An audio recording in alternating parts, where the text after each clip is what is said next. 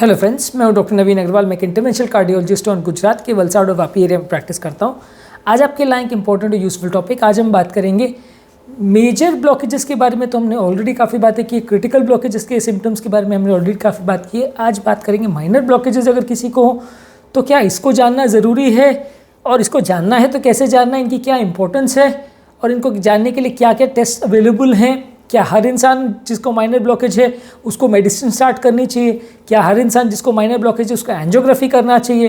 क्या हर इंसान जिसका माइनर ब्लॉकेज है उसको स्टेंटिंग करना चाहिए?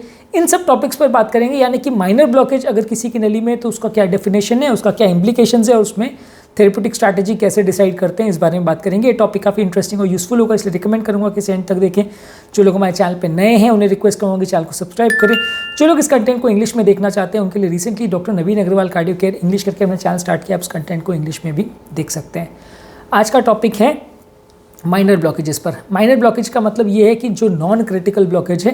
क्रिटिकल ब्लॉकेज का मतलब ये होता है कि अगर नली में 70% से ज़्यादा, अगर बाकी किसी भी नली में ब्लॉकेज हो, और अगर लेफ्ट मेन यानी मेन नली में अगर 50% से ज़्यादा ब्लॉकेज हो तो उसे क्रिटिकल ब्लॉकेज की कैटेगरी में गिना जाता है। क्रिटिकल ब्लॉकेज का ऑब्वियसली इंपॉर्टेंस ये होता है कि क्रिटिकल ब्लॉकेज से हार्ट अटैक आने का चांस बहुत ज़्यादा होता है, क्योंकि वो ब्लड के फ्लो को रोकता है। ब्लड के फ्लो को रोकता है, ब्लड का वहाँ पर टर्बुलेंस क्रिएट होता है। टर्बुलेंस क्रिएट होता है तो वहाँ पे मेम्ब्रेन रप्चर होने का चांस बढ़ जाता है, क्योंकि ब्लड उसको बार बार फ्रिक्शन करता रहता है उसके ऊपर। जितना ज़्यादा ब्लॉकेज बढ़ता जाता है उतना फ्रिक्शन बढ़ते जाता है, क्योंकि ब्लॉकेज नॉर्मली क्या है, नली में कोलेस्ट्रॉल जमा होने की वजह से ब्लॉकेज बनता है। कोलेस्ट्रॉल धीरे धीरे करके लेयर बाय लेयर बढ़ता जाता है। जब जितना ब्लॉकेज नली में हो जाए उसके हिसाब से उसकी क्रिटिकलिटी बढ़ते जाती है, उसके हिसाब से वहाँ पे प्रॉब्लम्स होने का चांस बढ़ जाता है। अगर किसी को 90% ब्लॉकेज है, इसका मतलब फ्लो होने के लिए सिर्फ 10% जगह बाकी है, तो ब्लड वहाँ पे ज़्यादा घर्षण करेगा। ज़्यादा घर्षण करेगा तो प्लेक के डैमेज होने का और चांस बढ़ जाएगा, मेम्ब्रेन के रप्चर होने का और चांस बढ़ जाएगा, हार्ट अटैक आने का चांस बढ़ जाएगा। अब ये मेम्ब्रेन का रप्चर होने का क्या मतलब है कि नली के अंदर कोलेस्ट्रॉल जो है मेम्ब्रेन या एक लेयर के अंदर अंदर डिपॉजिट होना चालू होता है। नली के ऊपर डायरेक्टली आके चिपक नहीं जाता, अंदर की सतह से ब्लड के थ्रू या नलियों के थ्रू आता है, और नलियों की जो अंदर वाली सतह है मेम्ब्रेन के नीचे वहाँ पे जाके डिपॉजिट होता है। धीरे धीरे करके वो जैसे जैसे डिपॉजिशन बढ़ते जाता है वो मेम्ब्रेन को धक्का दे दे के नली के अंदर की तरफ पुश करने लगती है। जिस तरह ब्लॉकेजेस अगर जैसे जैसे बढ़ते चले जाते हैं उस हिसाब से नली का फ्लो कॉम्प्रोमाइज़ होने लगता है। जब ज़्यादा ब्लॉकेज क्रिएट हो जाता है तो नली में ब्लड फ्लो इतना फ्रिक्शन क्रिएट हो जाता है कि वो मेम्ब्रेन कभी कभी फ्रिक्शन और स्ट्रेस की वजह से रप्चर हो जाती है, जिसकी वजह से हार्ट अटैक आता है।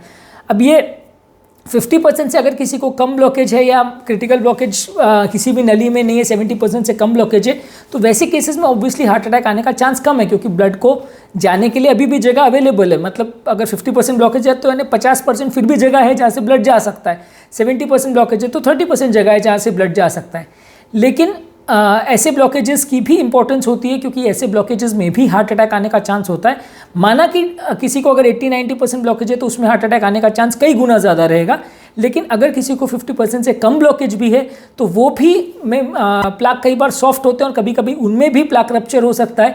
और जब रप्चर होता है मेम्ब्रेन तो उसके बाद वहाँ पे साइटोकाइन्स और हार्मोन्स इतने ज़्यादा आ जाते हैं कि वो सारे प्लेटलेट्स को वहाँ पे चिपका देते हैं, जिसकी वजह से मेजर या मैसिव हार्ट अटैक आ जाता है। तो इसका मतलब ये है कि अगर किसी व्यक्ति को 50-60% से भी कम ब्लॉकेज है तो भी वो हार्ट अटैक के रिस्क से बिल्कुल फ्री है, ऐसा नहीं है। उसको भी हार्ट अटैक आ सकता है।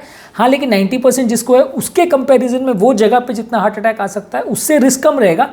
पर ये 50% वाले ब्लॉकेजेस का चक्कर क्या रहता है कि ये बहुत सारे रहते हैं, कहीं 20, कहीं 10, कहीं 30, कहीं 40, ये सब जगह सब नलियों में रहते हैं, बहुत सारे पेशेंट्स में रहते हैं। हर एक आदमी को होगा ऐसा ज़रूरी नहीं है। कई लोग हमसे पूछते हैं कि साहब इतना परसेंट तो सबको ही रहता है ना, तो एक उम्र के बाद तो सबको 50% हो जाता होगा। तो वैसा कोई ज़रूरी नहीं है, वो आपकी नली की तासीर पर डिपेंड करता है, आपके परहेज पर, आपकी लाइफस्टाइल पर, बहुत सारे फैक्टर्स पर डिपेंड करता है।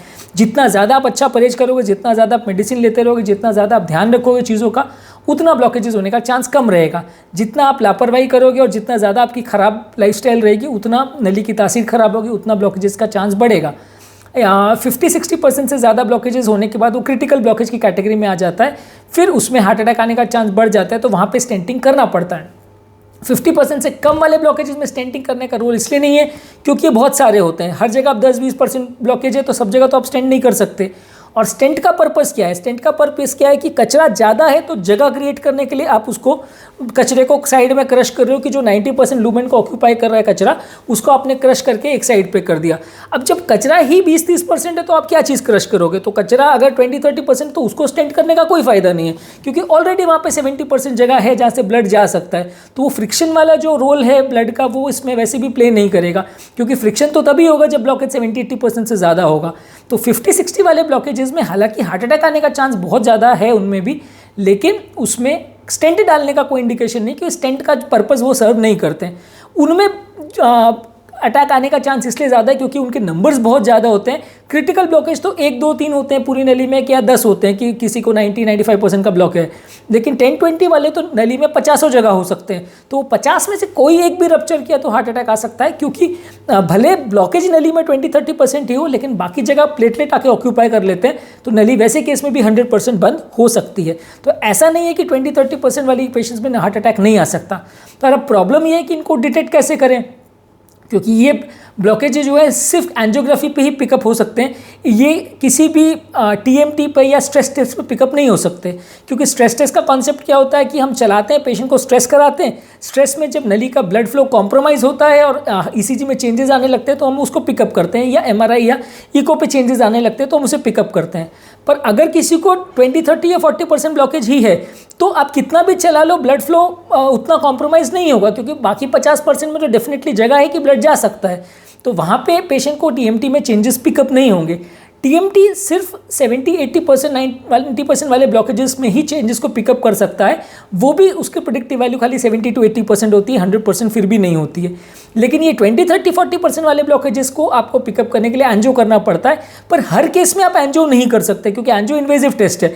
आप जितने बार करते हो हार्ट की नली का डैमेज होने का भी चांस रहता है, कॉन्ट्रास्लेटेड हार्ट का डैमेज होने का चांस भी रहता है, किडनी का डैमेज होने का चांस भी रहता है। तो ऐसा नहीं है कि हर 3 महीने में आपने एक बार एंजियो करके देख लिया कि 10 है कि 20 है कि 30 है, चलो फिर से चेक करते हैं, चलो फिर से चेक करते हैं। ऐसा टेस्ट एंजियो नहीं है।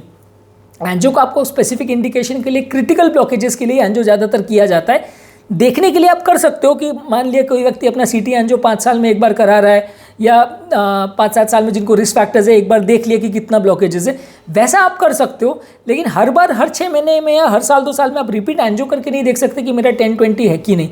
तो ये नॉन क्रिटिकल ब्लॉकेजेस हालांकि पिकअप सिर्फ एंजियो पे ही होते हैं, लेकिन इनको पिकअप करने के लिए आप एंजियो देखने का ज़्यादा मतलब नहीं है।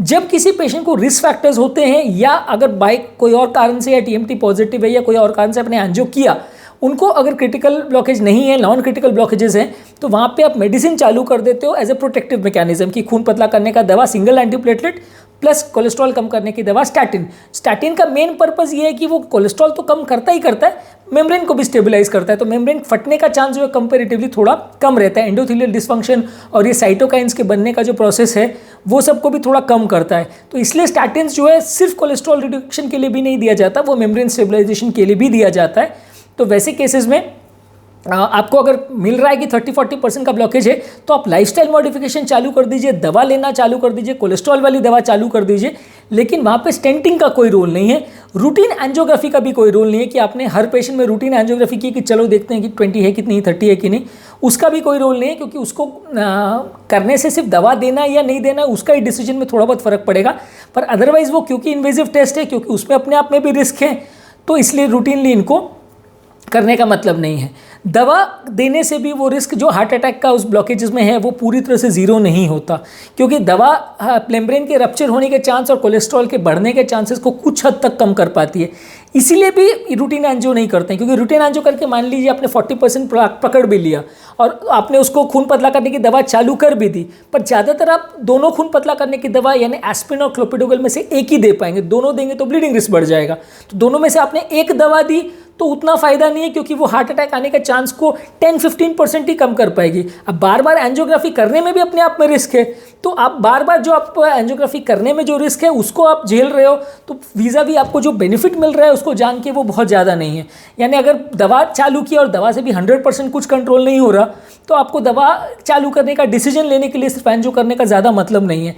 इसीलिए सिर्फ ये 20-40% वाले ब्लॉकेजेस को जानने के लिए एंजियो रूटीनली नहीं करते। कोई और कारण से एंजियो किया और ये मिल गए तो आप ज़रूर दवा चालू कर दीजिए, पर दवा उसको 100% तक नहीं रोक पाएगी, और 100% उसमें हार्ट अटैक कभी आएगा या नहीं वो प्रेडिक्ट कर पाना बहुत मुश्किल है। आएगा भी तो कौन से प्लाक में आएगा और कितने साल में आएगा वो भी प्रेडिक्ट कर पाना बहुत मुश्किल है। तो इसीलिए आपको ऐसे केसेस में सिर्फ दवा पर मेंटेन करना पड़ता है। अगर कोई और टेस्ट आपने किया, एंजियो करके देखा, तो उसमें आपको मिला ब्लॉकेज तो आप उसको ट्रीट कर सकते हो। सिर्फ देखने के लिए आपको एंजियो करने का ज़्यादा रोल नहीं है। टीएमटी और इस तरह के स्ट्रेस टेस्ट में ये पकड़ में नहीं आते हैं, क्योंकि टीएमटी सिर्फ क्रिटिकल ब्लॉकेजेस को डिटेक्ट करता है, माइनर ब्लॉकेजेस को पिकअप नहीं करता। तो इसलिए माइनर ब्लॉकेज की इंपॉर्टेंस तो बहुत है, लेकिन इनको पिकअप करना इजी नहीं है। एंजियो ही एकमात्र टेस्ट है, तो उसको अगर सिलेक्टेड इंडिकेशन होता है या पेशेंट बहुत हाई रिस्क होता है तो करते हैं, पर अदरवाइज नहीं करते। जहां अगर बहुत ज़्यादा डाउट लगता है तो एम्पेरिकली पेशेंट को दवा चालू कर दी जाती है कि रिस्क दवा से जो कम होना होगा वो हो जाएगा। अगर एंजियो हुआ तो उसमें आप ज़्यादा इन्फॉर्म डिसीजन ले सकते हो। हर बार अगर किसी को 50-60% का ब्लॉकेज है तो बार बार उसको बढ़ रहा है कि नहीं देखने के लिए भी बार बार एंजियो नहीं कर सकते। बहुत ज़्यादा हुआ तो आप सीटी एंजियो कर सकते हो, क्योंकि वो कंपेरेटिवली लेस इन्वेजिव है। लेकिन रेगुलर एंजियो करने का इसमें कोई प्रोटोकॉल नहीं है कि अगर किसी को 50% है तो हर 6 महीने में या हर 2 साल में 3 साल में हम बार बार एंजियो करके देख रहे हैं कि भाई बढ़ा कि नहीं, बढ़ा कि नहीं, बढ़ा कि नहीं। तो वैसा करने में भी रिस्क कई गुना ज़्यादा हो जाएगा और बार बार कैथेटर वहाँ पर बिठाने में रिस्क बढ़ जाएगा। अगर आपको देखना है कि बढ़ा है या नहीं तो आप सीटी एंजियो फिर भी करके देख सकते हो, पर सीटी एंजियो की अपनी लिमिटेशंस है। कॉन्ट्रास्ट ज़्यादा जाता है, किडनी डैमेज होने का ज़्यादा रिस्क रहता है, ब्लॉकेज के मिस होने का या गलत रिपोर्ट आने का भी ज़्यादा चांस रहता है। तो वो अपने आप में एक अलग प्रॉब्लम है कि इसलिए ये माइनर ब्लॉकेजेस इंपॉर्टेंट तो ज़रूर है, लेकिन डिटेक्ट करना थोड़ा मुश्किल है। तो इसलिए इनको अगर एंजियो में पिकअप हो जाए तो ठीक, अदरवाइज इनके लिए इतनी माथापच्ची नहीं की जाती। ज़्यादातर केस में उनके लिए दवा पहले से ही चालू कर देते हैं। तो आज के टॉपिक में हमने माइनर ब्लॉकेजेस के बारे में बात की, मेजर ब्लॉकेजेस के कंपैरिजन में इनका क्या इंपॉर्टेंस है उस बारे में बात की, और इनको ट्रीट करने के लिए कब दवा स्टार्ट करते हैं, एंजियोग्राफी का क्या रोल है इसमें, इस बारे में बात की। यदि आपकी फिर भी कोई कमेंट्स, क्वेरी, सजेशंस है तो नीचे कमेंट बॉक्स में उनके बारे में बताइए। अगर आपकी कोई पेशेंट रिलेटेड क्वेरीज है तो उनके बारे में भी आप कमेंट बॉक्स में बता सकते हैं, हम उन्हें भी सॉर्ट आउट करने का प्रयास करेंगे। अंत में मैं डॉक्टर नवीन अग्रवाल तहे दिल से आपका शुक्रिया अदा करूंगा कि आप इस टॉपिक को अपने एंड तक देखा। जो लोग हमारे चैनल पे नए हैं उन्हें रिक्वेस्ट करूंगा कि चैनल को सब्सक्राइब करें। जो लोग इस कंटेंट को इंग्लिश में देखना चाहते हैं उनके लिए रिसेंटली डॉक्टर नवीन अग्रवाल कार्डियो केयर इंग्लिश करके हमने चैनल स्टार्ट किया है, आप उस कंटेंट को इंग्लिश में भी देख सकते हैं। Thank you.